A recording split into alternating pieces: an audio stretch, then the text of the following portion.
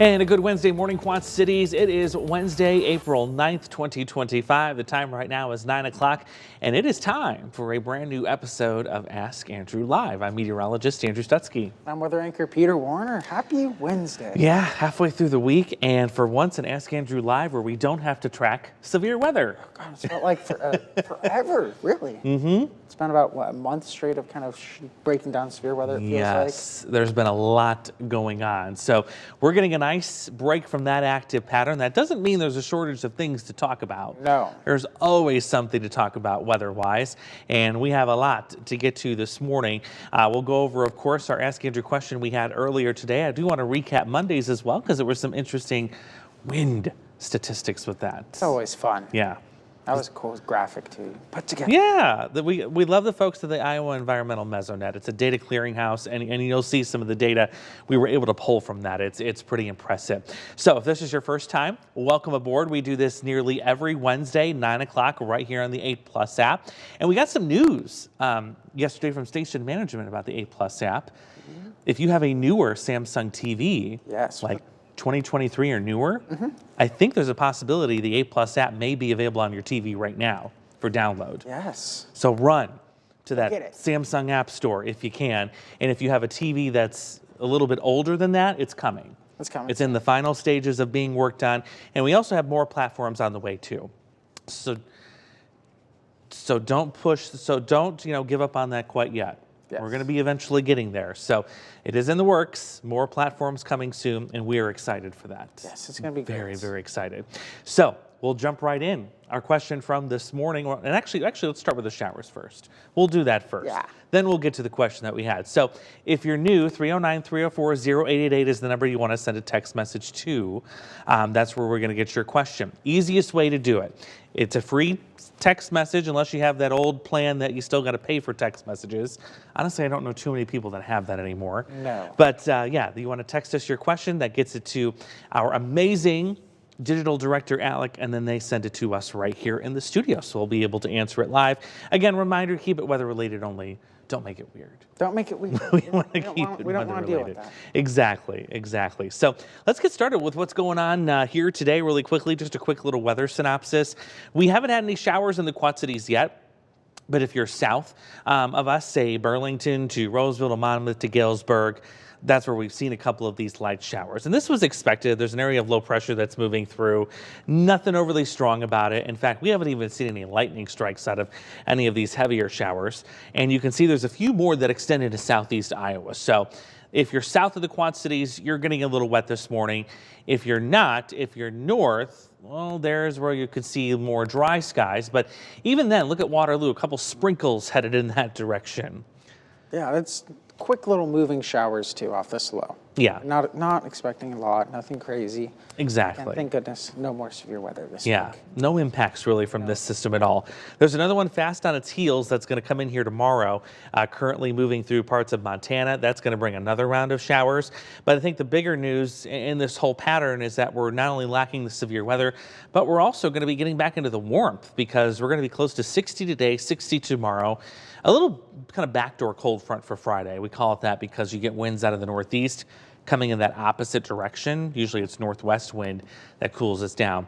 But that goes away for the weekend, which I am so excited for. Saturday and Sunday, both going to have some sunshine, both going to have those temperatures, the 60s and the 70s. It's going to be beautiful. Gosh. This weekend.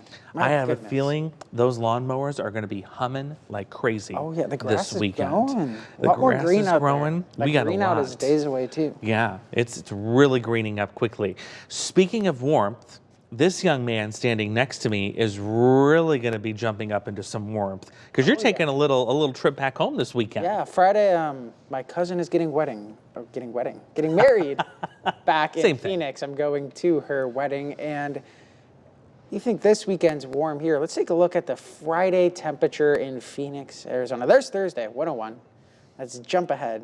Yeah, and the wedding starts at 5 p.m., and I am 99.9% sure, Andrew, it's outdoors. Is it an outdoor wedding? It's outdoor. Oh, my word. 104 degrees at 5 p.m. on Friday. I always joke about I miss Phoenix temperatures, but maybe not as much when you're wearing a suit and tie outside. Oh my goodness! And you know, you're a native, native from Phoenix. Yes. Is this early? This is a little bit earlier, give or take late April. Typically, we see our first 100-degree mark. I don't think we've hit it this year unless we hit it earlier this week. It's not record-setting. We've seen it in, I think, late March. We've seen 100-degree temperatures before. But yeah, this is still a little bit earlier than normal, and it's a big warm stretch. This whole week, they're pretty much right around that 100-degree mark through the whole week. And yeah, once you kind of get started on them, they kind of don't like to go away. That's just one thing, too. I mean, I remember over the summer, they were, I think, 100 plus or 90 plus. What was it? I think 111, 112 days in a row. They were 90 to 100 degrees at least. Yeah. Yeah. I don't know how you guys do it. I know it's a dry heat. It's a dry. It's not humid like it is here with the corn sweat and everything, but still 104 degrees. 104 degrees in April. Early-ish April. Oh, yeah. Yeah, that's fun. You get used to it, though. You're acclimated. Gosh, I guess so. So best of luck to you. Safe travels as you head back this weekend. It'll be fun. It'll be nice. A little 24-hour trip. Like you said, you might have to do some dry cleaning. Yeah, I literally got my suit dry cleaned for this. I think I'm probably going to have to take it right back there after. Yeah. That's hot. It's going to be a little hot. Hopefully they got some air conditioning for you. And that's exactly what the hope is for that venue anyway, because, yeah, you see definitely 100 there to the southwest. So you're actually going to bring some of that warmth back with you, though. That's true. As we get to Sunday. Goal. Yeah. That's my goal. You're gonna Not that warm, though. No, we're not going to be heading to the hundreds or anything like that. Could you imagine 100 degrees in the Quad Cities in April? No way. I wouldn't even want to think what the rest of the summer would have to offer. So, yeah, a little warmer this weekend. We're talking about temperatures getting back to the 60s and 70s, and then we'll get a little bit of a cool down, as you saw, next week. Now, this week, we've really taken a break from any significant rainfall. Are we worried about that? Not really. We have to remember the time of year. This is April. The sun is not sucking a whole bunch of water out of evaporation out of the ground just yet. We don't maximize that until the end of May, all the way through early August. So if we get a dry stretch of weather here and there this time of the year, it's not a huge deal. We got a nice soaking rain last week, and if you're curious what that looks like numbers-wise, these are your departures from normal, and I'm giving you since the first of the year, which is the first box, since the first day of spring, meteorological spring, which is March 1st, and then also since the first day in April. So you can see, in the short term, we're okay. We have a surplus there. Yes. If you look at the long term, yeah, there's a little bit of a deficit, but it's not huge. It's less than 2 inches. And honestly, this time of year, you can make up that deficit. I was going to say, that's maybe a 1.5 day rainfall event, which is very possible this time of year to see kind of one of those major events. I mean, we saw about, an inch almost a week ago. So just about. It can go away like that. And the good news is the drought outlook is looking much better, and it's trending to be much better. They have a forecast for that. No, you and I were looking at this, I think late last week or earlier this week. They forecast most of the drought to likely be pretty much alleviated by the end of the month. Big improvement expected on that. And I was asking Peter about this too. Look at the difference between just going to either side of the river. And the distance between Moline and Davenport is not huge. They're just opposite of each other. But isn't it amazing how, especially when you look at the deficit and the surplus between the first two set of boxes, look at the difference on that. It's crazy. I mean, when you talk about a localized impact of rainfall, you got healthy surplus on the Iowa side. Illinois side still needs a little bit of rain, but again, not a dire situation. Not a dire situation by any at means. all. But yeah, I've noticed that even because I live on the Iowa side of the river. That's where my apartment is. I'll wake up and I see puddles all over the apartment complex. I get over here. There's puddles, and but there's not much. Not really much at all. Yeah. I mean, from some of these big rain events we've had, big differences we're seeing. Yeah, it's crazy. But that's what rainfall does. It's a very localized element, just like snowfall. Let's review our question from this morning, and then we'll take your questions as well. So this was a good one. This is one that we actually had from an Ask Andrew Live either last week or the week before when we were talking about severe weather. One of you had asked, why does hail form into different shapes? We already talked about size. That has to deal with the strength of the updraft wind in the storm. But what about the shape? Because if you've been here long enough, you've seen different shape size hail. Some are flat like pancakes, and some are more perfectly round with some little clumps on them. So breaking this down, how hail forms, what I'm going to show you is that process. So we're going to start with the water droplet. And that is what's kind of in that turquoise color. Once this stops, I'll get my pointer on there. There it is. So right here, of course, water form. What this line represents is anything above that is below freezing. If it's below it, it's above freezing. So this is the powerful updraft. This is that surge of warm, humid air fueling the storm. And what happens is that water droplet gets up into that updraft, hits that water or that air temperature below freezing, and it goes in a circle like this. So here we go from water to ice, and it circles around, and the ice gets bigger. And it can repeat this process multiple times, by the way. It all depends on the size of the storm, the structure, and the intensity of the updraft. But eventually you get severe hail after looping a few times right here, which is what the red dot represents. And then, of course, you know what happens with that. It gets so big and so heavy, gravity takes over. Gravity takes over. And it's got to fall to the ground. No matter how strong the winds are here, it just becomes too large to be suspended up in the clouds, so it's got to fall. But why do we get these weird shapes? Well, if you see a hailstone that's kind of more circular, more like a sphere, that's a wet growth process, and that means that air bubbles within that water droplet or that ball of water, they're able to escape a lot more easily, and it gives hail a more smoother, rounder shape. But if you notice that it's a very jagged edge type of hail, or it's not very smooth, that's what we call a dry growth process. And that dry growth, the difference is it forms in a really, really, really cold air mass located within that cloud. And what happens is that hailstone becomes less adhesive to water droplets. What you're doing is you're actually adhering other smaller hailstones through collisions. Interesting. Yes. You're more likely to see the dry growth process in the spring and also in the late fall, whereas that wet growth process takes over during the summer months. You think about how much moisture we have, and also the availability of cold air above the ground. Obviously, we're going to have more of that in the early spring and in the early fall, late fall versus the summer. So that's why we have those different types of sizes and structures to hailstones. If you're curious, the amount of wind, the updraft speed needed to create the larger hail, for tennis ball hail, size hail, you need about 44 to 72 mile an hour winds going into the storm. And then for softball hail, you need 100 plus mile an hour winds, sucking all that warmth up into the storm. Oh boy. Isn't that crazy? That's a lot. That is how violent and turbulent the inside of these storms are. Crazy. Really just blows your mind. So there's a reminder of the different categories of hail. Again, National Weather Service does not issue severe thunderstorm warnings until we meet the quarter size threshold. That is the size of hail, quarter size and larger, that will produce damage to cars, to your roof, to siding, things like that. Anything smaller than that typically doesn't produce damage. One more thing before we get to your questions. We've had a lot of you say, what is going on with all this wind? Oh my goodness. Yeah. It's been all over the place. It has been. I feel like every day we've had some kind of wind going on. So thanks to the Iowa Environmental Mesonet, which is what I talked about earlier, they're kind of a clearinghouse for data, not just for Iowa, but for many weather stations across the United States. So what we looked up here is the average wind gust from the 1st of this year through the 6th of April, which was earlier this week. And what did we find? So if you look at the data there and you rank it, this has technically been the second gustiest start to the year on record for the Quad Cities. We're currently in second place. If you round that, it's 30 even. And you see 1976 is not far ahead at 30. I was going to say, barely is at what point? Trying to do quick math here. 2.4. Yeah. 0.24 miles an hour, quarter mile an hour. It's not much difference. No. It really is not. And the 30-year wind average, by the way, is that black line. So you can see we're well above that. So keep in mind with this, though, this is wind gusts. We cannot say that this has been the windiest or second windiest year on the Quad Cities. This is the top 10 list for that. And you notice 2025 and nothing 2000, by the way, in that century is anywhere on that list. No.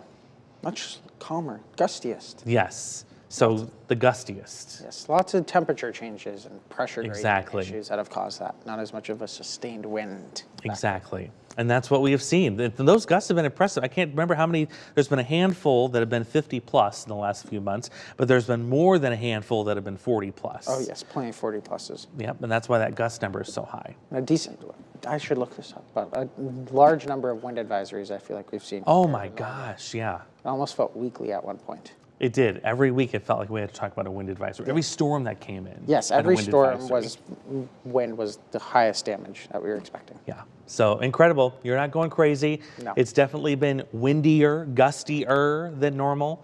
So wanted to show you the data on that because it was fascinating. It is. It's so interesting. And kudos to Chris at WOI. Yes, he was the one that gave us the idea. Yes, he found the data, and I said, you know what, we're going to look at the Quad Cities, and sure enough, second place. Second place. They were number 1 in Des Moines for the gustiest, Yeah. I believe, March ever. And I think they've had at least 2 or 3 high wind warnings out there I think that I've I can covered remember. 3, maybe actually 4, because embedded within those blizzard warnings, there's been a high wind warning. So there's been at least 2 of those, plus I think 2 maybe at least other days with a high wind warning throughout central Iowa. So yeah, 4. It's been a lot. It's a lot. It's a lot of high wind warnings. Yeah.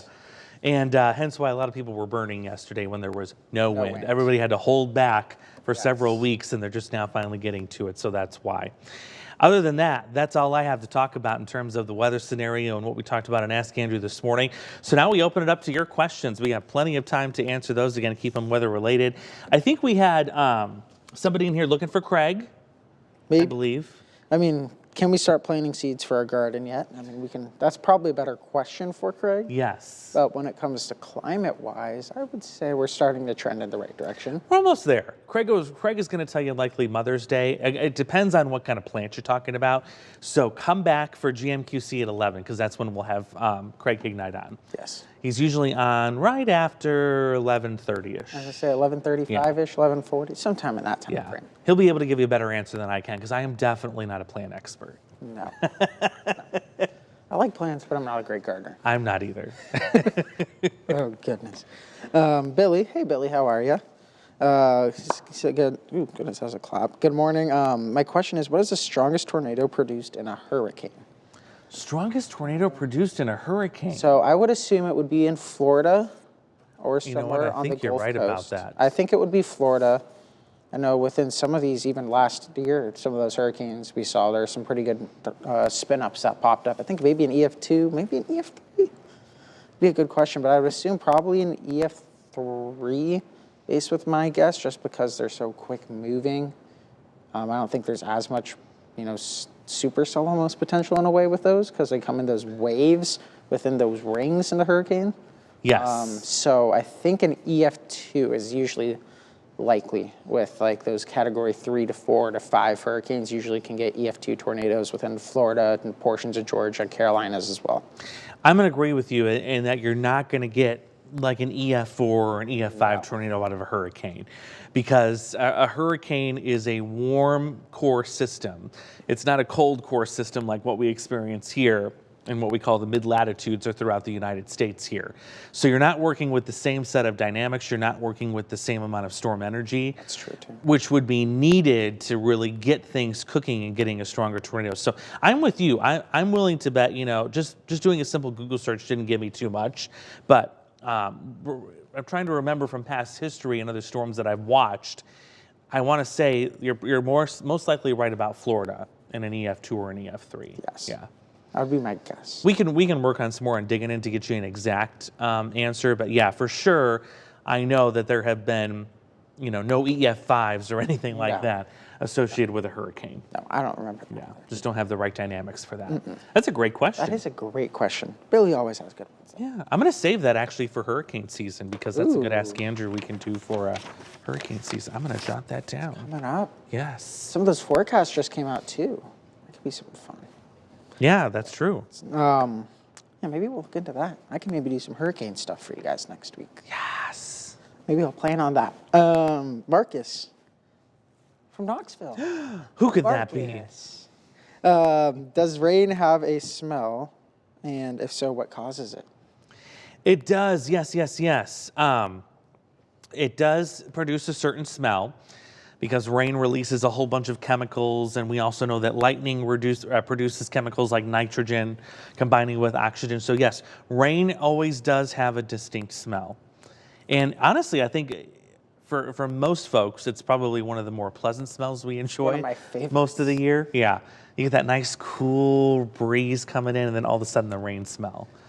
And it's like, it's kind of like one of the cleanest smells. It's one of the best, especially when it's like in a foresty area. Yes. I remember growing up from Phoenix, I'd like go on a vacation in the summer, and I would go to the Midwest or West Virginia or some portion of that part of the country, and you'd walk out and you just get that first smell, and you're like, It's so It's good. green here. I have yet to find any, manufacturer that can bottle that up in a detergent or a soap that can make it smell like that. They come darn close, but nothing perfected. But yeah, it's all due to the chemicals being released by the water, the different particles in the clouds coming down. Big chemical interaction there. Great question. What a good question, Marcus. Good job. We've had some good questions so far. Yeah. And I think we got another one from Lindsay. Are we 100% done with the snow? Is it going to be cold again at all? I think, outside of, like, we talked about a freak system, and I'm talking about a big freak system. Yes. We are likely going to be done with the snow. Likely going to be done. Yes. We're getting, especially now we're 9 days into April, and the amount of time that the system has to generate enough cold air, really beginning that window is shrinking substantially. So I'm not going to say we're 100% done with snow, but I would say the potential is greater than 50% that we're done with snow. Yes, I've been saying likely. Because I did a little bit, portion my forecast this week on that. And I mean, if you look at the temperature outlook, 6 to 10 days, warmer than normal, most likely. Next 8 to 14 days, warmer than normal, most likely. Yes. Then once you get to those last, 7 days of April, that's when it's like your average temperature jumps from mid to low 50s to start the month to the 60s. Way into the 60s. Way into the 60s. So you compare that. I mean, you'd have to have a much more significant departure from normal. The sun angle gets a little bit higher by the end of the month too. And even if it does snow, it's literally going to last hours. Yeah. That's it. The ground is already thawed out. It's warmed up. The snow doesn't stand a chance staying on the ground too long this time of year. No. Which is why I'm not mad if it snows. Be kind of fun. Yeah. It's a quick one, a pretty one. Exactly. And it's here today, gone tomorrow. Yes. It's my kind of snow. Some sparkle sprinkles. Yeah, there you go. An Ask Andrew classic. The sparkle sprinkles. The sparkle sprinkles, yes. I should trademark that. I know. You should. Tyler's wondering, when it comes to hail, what is the largest size recorded? Oh, the largest hailstone. Okay. I'm going to guess. I'm going to guess it's in Kansas. In Kansas? Oh, I was wrong. Yes, Nebraska. It's not Kansas. No, close. Neither of us. Nope. Further north. South Dakota. South Dakota. 8 inches in diameter. South Dakota, 8 inches in diameter.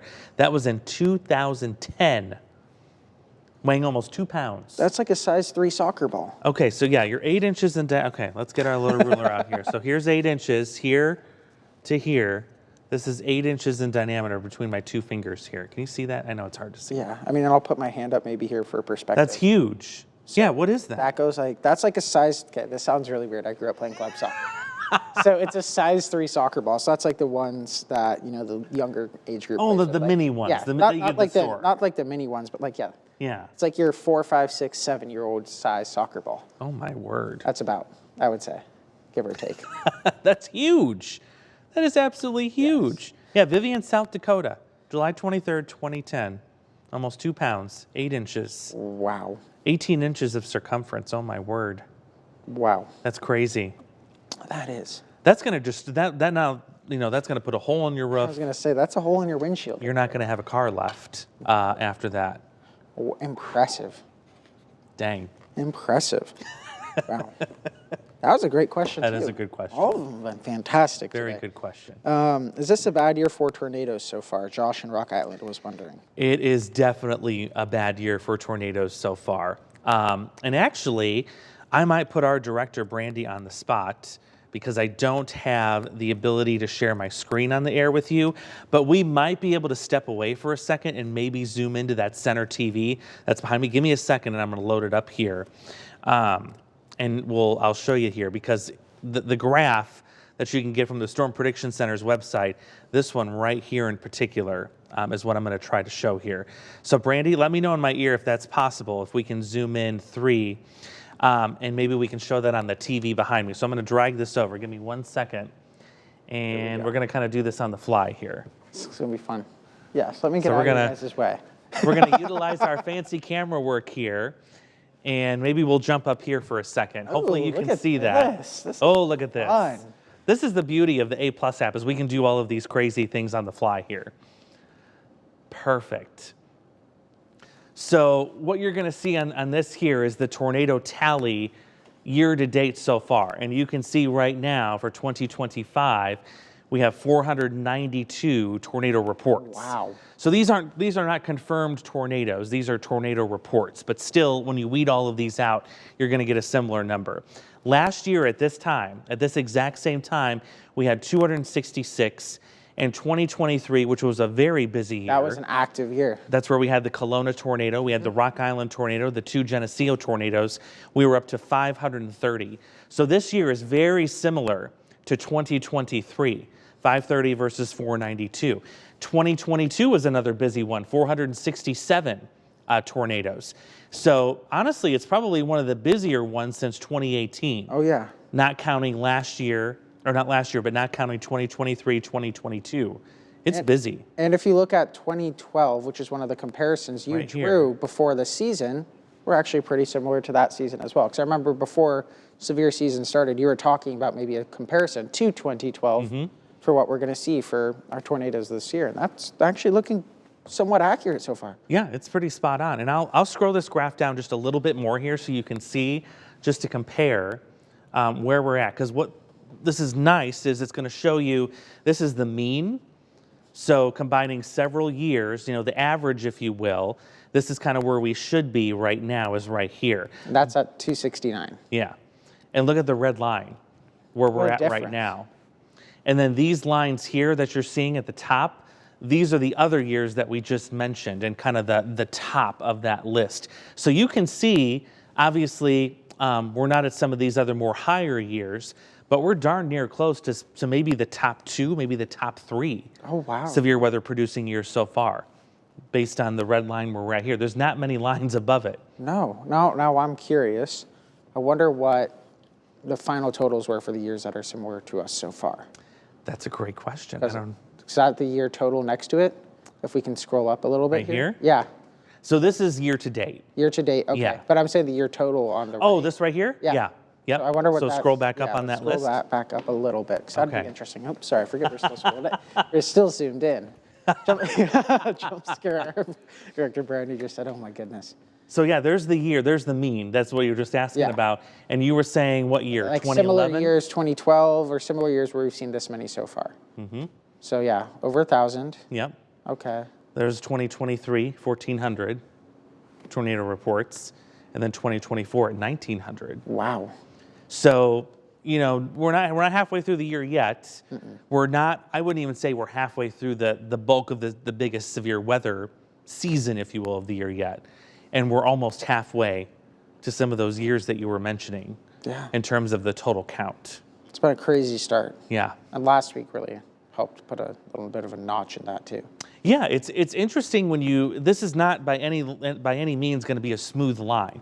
This is a line that tends to jump during these outbreaks. So, and you're going to notice typically in April, especially in May, that line really starts to shoot up. Yes. Busy months for us. Busy months for us, and yeah, it's been a busy month so far for our friends down south. Very busy. Arkansas, Tennessee. Dixie Valley area. Yeah, very, very busy. And isn't it an interesting correlation too, that's where the bulk of the action has been, and that's where the bulk of the winter action was for snowstorms and all the rain. All of that was to the south of us, and now here we are, severe weather season essentially, and it's still there. It's still there. Jet stream is just not really budging so far. Not yet. That's a good point. Not yet. We're not going to get let off the hook that easily, that's for sure. No. Thank you, Brandy, for that. I appreciate that we're able to cool. zoom that in. Yeah, I love that. The zoom back out too is so smooth. Mm-hmm. She's awesome. She's the best. Let's see. Do we have any more? I think that's pretty much it. Nice. So far. So right on time. And we are right on time. It's 29 after. Yeah. How about that? There we go. Perfect. All right, well, we want to thank you guys for joining us. If at any time you have questions that we didn't get to it this morning, no worries. You go to WQAD.com, hit weather, go to Ask Andrew. There you can submit your question. Or, better yet, join us right back here next week, same time, same place, 9 o'clock on the 8+ app, and we'll answer more of your questions. It's always fun. Yeah, we'll see what else Mother Nature has in store next week for us, too. Until then, get your umbrella, dodge those showers today. I'll see you a little bit later on GMQC at 11. Have a great day, Quad Cities. Continue with us and watch free now on the 8+ app everywhere you stream.